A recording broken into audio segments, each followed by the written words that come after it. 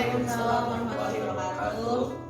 Pada siang hari ini kami berkelompok akan melaksanakan tugas demonstrasi konseptual modul 2.3 coaching untuk supervisi akademik. Saya akan mempraktekkan praktek coaching. Saya Muhammad Yunus sebagai pengamat, dan saya Konir sebagai coach. Saya Siti Dewanggeri sebagai coaching yang akan dilaksanakan secara bersama-sama, memiliki peran masing-masing, dan juga dalam coaching akan menggunakan alur diklat. Selamat menyaksikan. Selamat siang Pak Konirin. Selamat siang Pak. Gimana kabarnya siang hari ini? Alhamdulillah sangat baik Pak. Nah Pak Konirin, pada siang hari ini sesuai dengan janji yang disepakati bersama, bahwasanya pada siang hari ini Pak Konirin akan melaksanakan coaching. Kira-kira apa yang sudah dipersiapkan Pak Konirin?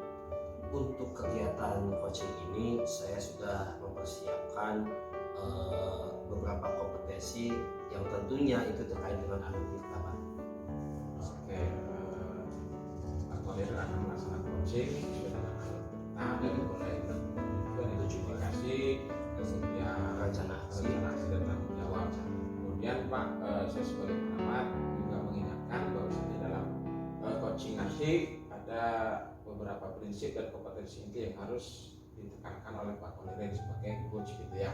Yang pertama adalah present, yaitu kehadiran penuh, kemudian listening, mendengarkan aktif, dan yang terakhir adalah Pak Konirin sebagai coach harus mempersiapkan beberapa pertanyaan yang berbobot. Gitu. Itu saja Pak Konirin. Selamat melaksanakan praktek coaching dengan teman. Selamat siang Ibu. Selamat siang Pak Konirin. Gimana kabarnya Bu hari ini? Alhamdulillah Pak Konirin baik, tapi kurang bersemangat nih Pak. Kenapa Bu tidak bersemangat? Ada beberapa persoalan sih Pak dalam pembelajaran saya seperti itu. Kalau boleh tahu nih Bu ya, persoalan apa sih yang ingin Ibu obrolkan dengan saya dan tujuannya apa gitu? Oke. Gini Pak, jadi akhir-akhir ini saya merasa pembelajaran saya di kelas itu tidak membuat peserta didik saya menjadi aktif, dan juga akhir-akhir ini tugas yang masuk kepada saya itu hanya 50% dari jumlah siswa yang ada Pak. Jadi saya tuh dibuat gimana ya Pak pembelajaran saya, apakah pembelajaran saya gagal atau bagaimana, seperti itu.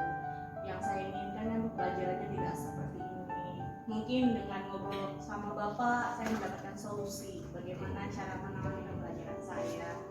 Seperti itu ya Bu ya. Nah, menurut Bu Siti nih, dengan persoalan Ibu ini, apa sih yang membuat anak-anak kok jadi kurang semangat, kurang antusias dalam pembelajaran yang Ibu lakukan di kelas nih? Kalau saya pikir-pikir Pak, mungkin pembelajaran saya di kelas terlalu monoton mungkin ya Pak ya, terlalu membosankan.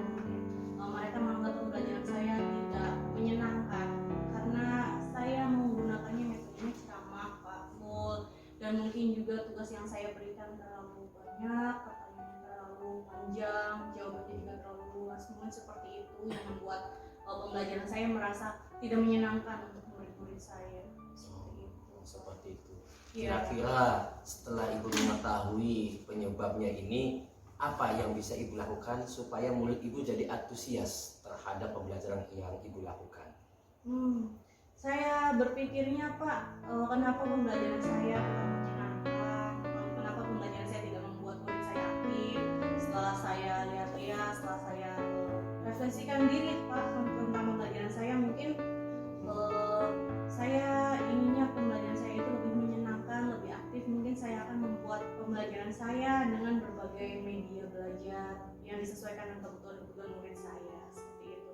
Dan mungkin juga nanti untuk tugas-tugas saya akan mengulangi tugas saya kepada siswa atau murid-murid saya, seperti itu. Oh, gitu, sangat bagus ya Bu ya. Nah, Ibu kan menginginkan pembelajaran yang asik. Nah, pembelajaran yang asik itu nanti akan Ibu tampilkan seperti apa kepada anak? Pembelajaran yang asik dalam pikiran saya Pak, yaitu pembelajarannya nanti saya akan kemas dengan menggunakan media-media belajar interaktif. Saya bisa mengemas dengan memakai video audio, ataupun saya pakai aplikasi-aplikasi yang lain. Juga juga saya bisa menggunakan media sosial seperti yang sedang tren TikTok seperti itu. Kan anak-anak SMP lebih suka bermain TikTok, lebih menyenangkan mungkin bagi mereka. Jadi pembelajaran saya selain materinya dapat, mereka juga bisa mengerti loh ini materi saya secara menyenangkan, secara aktif terjadi komunikasi antara saya dan guru saya. Oh gitu, sangat bagus rencana ibu. Kira-kira nih Bu, ketika sudah ada planning ibu ya kan untuk memberikan pembelajaran yang asli seperti ini, kapan kira-kira bisa ibu lakukan di dalam kelas? Karena besok saya tidak ada jam di kelas ya Pak ya, mungkin saya akan melakukannya lusa Pak. Nanti lusa saya akan mencoba mengajar di kelas, mencoba dalam pembelajaran saya menggunakan media interaktif yang akan saya buat, yang saya sesuaikan dengan kondisi materi saya, dengan kondisi belajar murid-murid saya, dengan apa yang mereka inginkan dan apa yang akan saya kejar materi saya. Mungkin saya akan mencoba berbagai media-media asik yang menurut mereka, wah ini medianya enak nih untuk pembelajaran Kak, saya menggunakan media ini juga yang mengajar di sini. Oh, Biar komunikasinya tercipta Pak, jadi pembelajaran saya akan merasa aktif. mantep. Kalau misalkan dalam 1 minggu ini kira-kira ibu mau melaksanakan pembelajaran itu berapa hari lagi Bu? Dalam 1 minggu ini saya sudah lihat jadwal saya Pak, lusa saya akan menggunakan yang pembelajaran yang akan saya rancang lagi Pak. Saya akan ubah lagi bentuk rencana pembelajaran saya yang akan saya berikan kepada murid saya untuk lusa, mungkin lusa dan kemudian dalam 1 minggu ini berarti ada 3 kali pertemuan dengan murid-murid saya di berbagai kelas Pak, seperti itu. Jadi mungkin ya akan saya coba menggunakan media-media yang menarik bagi siswa saya. Itu sangat bagus sekali ya ibu ya. Nah, apabila sudah dilaksanakan komitmen ibu terhadap pembelajaran ibu ini gimana Bu? Apabila saya sudah melaksanakan, saya akan lihat responnya terlebih dahulu Pak. Kalau responnya baik, responnya bagus, maka saya akan mengembangkan lebih baik lagi pembelajaran saya dengan memasukkan media-media belajar yang menarik, dengan memasukkan media-media belajar yang membuat anak-anak antusias dalam pembelajaran saya. Jadi dalam 1 kali pertemuan apabila responnya bagus dan menarik, maka saya akan memperbaiki lagi rencana-rencana ke depannya seperti itu. Oke, saya sangat mendukung apa yang ibu rencanakan. Mudah-mudahan semuanya berjalan yang lancar ya Bu ya. Amin Pak, terima kasih. Oke. Cut. Udah Oke selesai. Pak Konirin, setelah melaksanakan coaching tadi, sebenarnya Pak Konirin sudah melaksanakan prinsip-prinsip kompetensi inti yang ada pada coaching, yang salah satunya adalah mempersiapkan pertanyaan berbobot ya, berbobot gitu. Sehingga Pak Konirin dengan pertanyaan-pertanyaan berbobot tersebut, coach dapat tergali potensinya, mampu memberikan solusi dari permasalahan yang digali tadi. Gitu. Oke Pak Konirin, mungkin cukup sampai di sini. Ya, tetap semangat. Kira-kira ya satu lagi Pak Konirin, kira-kira ke depan langkah sebagai tindak lanjut dalam melaksanakan coaching, kira-kira Pak Konirin apa yang akan dilakukan?